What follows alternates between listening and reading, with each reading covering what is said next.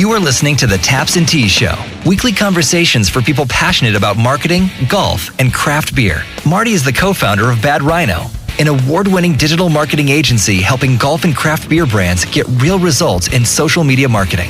Here is your host, Marty McDonald. Hey everybody, this is Marty McDonald, and welcome to Taps and Teas. We had a little bit of a break, and we were thinking about some things about how to relaunch everything. And let me just explain what the break was about. We did a bunch of different interviews with a variety of people. I'm actually going back and reviewing some of them and redoing some of them, which will be cool, and get those out there. But one of the things is business gets busy, and you always have to be marketing and you always have to be creating content in this digital world that we live in. But every once in a while, things get a little nuts, and things got nuts for us in a good way running Bad Rhino. We had a lot of different conferences that we were invited to speak at. We had a lot of different projects that we were engaged in, some new things, some larger things that we weren't really used to. And, certain things have to be put out there that, we're going to have to take a pause. We're going to have to do some things a little bit differently. So my main thing is just my first piece of advice to open up this new season of podcasting is, always adapt, but understand where you're at in your business. And some things have to slow down in order to speed everything else up. So now we're back at it. I'm going to do a whole season. They're kind of mini rants / fun little things that have happened over the past year, talking, about marketing, beer, and golf, just like we do here on Taps and Teas. We have a whole slate of interviews in the marketing world coming up, as well as in the beer world, which I'm very excited.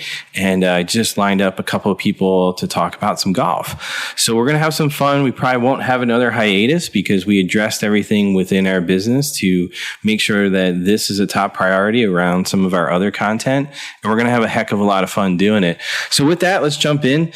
Today, we're going to talk about how to set crystal clear client expectations. And that means a lot of different things depending on which side you're on. If you're a client of anything, you want to know what you're going to get for your money. The second part of that is if you're a business owner, or if you own a brewery, or if you operate something in the golf world, you want to be able to provide those clients with, a unique experience, a unique product that gives them what they want and what they're looking for. So let's talk about a few different things as it relates to digital marketing. And, just like we like to do here at Taps and Teas, we want to keep it short. We're not going to go into this. It should be about 10 to 12 minutes total here. So when you sit down with a client and they're looking for marketing help, and this relates to a lot of things that both large and small clients, this is not limited to anything different than it's like, oh, well, that's like $100,000 a month client. That's, $100,000 in ad spend versus somebody that's spending just $1,000. That's not the case. Like, these things are universal. So you get a client, they come to us and they say, hey, we want to do all this. We have a new location opening, right? And we want to make sure that we get the masses here. And they pick a location that maybe is like slightly off the beaten path, but it's an up and coming area, or it's a growing area. And, they might be pretty popular. Let's use a simple example. Let's just say they're a restaurant and they're in a town that has a host of other restaurant options. So you start to go through everything, like how they want to open, what they're going to do for initial things. Maybe they have some street signs. Maybe they have, the Chamber of Commerce come out. Maybe they also have, a handful of other things, and they have other locations. There's not new to this game, but they fail to look at what some of the other competitors are doing. So when you start to work all those things out, most time that business owner or the person that's opening that location is just super excited about it. Hey, we're going to pull out all the stops. We're going to have a big opening event. We're going to have a lot of neat little things going on, but we also want to do geofencing. We also want to make sure our Google ads are on point. We want to get Facebook and everything up and running and know people are there. So when you look at that and you start to craft a plan, you want to put out, the right plan for them. Now, as a growing business, any business, when you start off, your first year is usually a little rough. Even if you're having great success, there's things that are wrong with certain systems. Doesn't matter what types of systems they are. There's just, off points that you have to smooth out. That's just the nature of the beast. As you start to go and you start to gain some momentum, you have, you start to iron those things out and you start to get a decent following. You start to have some regulars. You start to have all those sort of things. But the first part of that is a little tough. And when you have all these things and, a client comes to you and says, yes, let's do all this, the geofencing, the paid ads, let's get our Google, ads running. We want to look at every option because we want to get this thing going so that when we move out of year 1 into year 2, we're committed to this location. And so you start to flush all those things out, and say in month 1, you got things that are rolling. You have the GMs are there. You have people that are ready to go. You have new menu items. You have everything that's out there from the bar, whether it's a brewery specific place or anything else. You got everything lined up and you're doing all the right things. You have the place all remodeled and cleaned up to your liking. You start to, push out things. Then, for whatever reason, you start off with all these ideas. Then you start looking at costs, and you're like, "Wow, I didn't think, geofencing or paid ads should be this high." But you want to get a result, And this is where I'm talking about setting expectations. Like, where do you start? What do you want to get out of this, and how are you committed to it? And if you're going to stop like halfway through and then think that the agency is to blame, or they don't know the area or anything like that, that becomes, an issue. I love when I sit there and I hear, well, you guys aren't doing the right things. And I've been doing this for 17 years, and Bad Rhino is going into its 10th year. And when you hear those things, it's fair, hey, let's have a conversation. Let's air these things out. But when you don't hear the commitment on the other side, it's like, hey, what are we doing here spending this? What are we doing here? It's like, well, that's what you wanted to do. That's how you wanted this to grow. That's what we need to do to get the word out. Well, maybe you don't want to spend that much. Well, that's not what we agreed upon when we first started out here. You wanted to do all these things.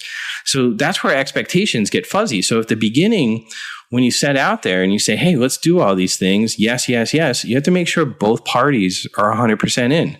If they're not 100% in, it's something that I want to walk away from, because I know how it goes. I've done enough of these. We've worked as a team on enough of these that we know where this is going to go if you back out. It's very fascinating to watch. Hey, if you're enjoying what you're hearing on the show and want more, head on over to tapsandtees.info and get our free report with game-changing tips and strategies straight to your inbox. Just enter your info and stop being stuck with no marketing plan. So in this particular case, they're ignoring the landscape. There's plenty of other restaurant and beer options in town, and everybody in town is advertising paid strategies on Instagram, Facebook, Google. And guess what? They have people in there, and you turned off all your stuff. And guess what? It's dark when you walk by, and you're cutting back hours. Does that make any sense? Especially when you're new to the area. I often wonder when people go into something and they ignore what's right there. It's like, hey, look, XYZ on the other side of town is advertising. They're doing paid ads. They're growing their brand. They're getting people in there with offers. And then, on the other side of it, when you start to see little things work, you don't expand upon it. The current client's like, yeah, it's great that we got a 40-person party, but we're not going to expand upon that. We're not going to advertise anymore. We're just going to try and do this organically. Well, let me tell you, folks, organic is basically dead on the internet, especially when you're starting up. You could be a good brewery and do a ton of things organically. But if you're not dabbling in the paid, you don't have to do a ton. It's just a little bit, $10, $15 a day. So you're looking at $300, $450 a month. If you can't work that into your budget, or you feel like you're off by doing it, like, oh man, this is kind of a ripoff, and you don't let it settle in, I don't know what you're going to do. You can't do it digitally. I mean, can't do it on the radio for free. You can't do it on TV for free. You can't do it for billboards for free. You can't advertise in the newspaper or magazines for free. What makes you think the social media part is free? It's just going to magically work? So it's fascinating to watch. But more importantly is, and this is a tip for everybody, whether you're working with an agency or not, those expectations for ROI coming back for yourself, you have to look at the competitive landscape. You have to look at what others are doing, because they're trying to get the same eyeballs to come into their restaurant or brewery. So if you're not doing some of those things, and again, you don't have to match a big boy, so to speak, or a big restaurant, toe for toe, if they're spending $10,000 a month across all of their locations and you don't have that budget, but you should strategically put out there certain ads, and your best content should be turned into ads or boosted on Facebook or turned into Instagram ads. It's very important to take a look at those things. If you're not looking at them, you're going to lose. You're going to be out of business. It's just as simple as that. Like, people aren't just going to magically show up to your place. So what's really interesting, in this one is, and this is why I'm calling this season a little bit of rants. I love all our clients. I really do. I love working with them, different personalities and things like that. And it's what got me into this business and keeps me there, because number one, I'm confident in my team and myself that we can get results.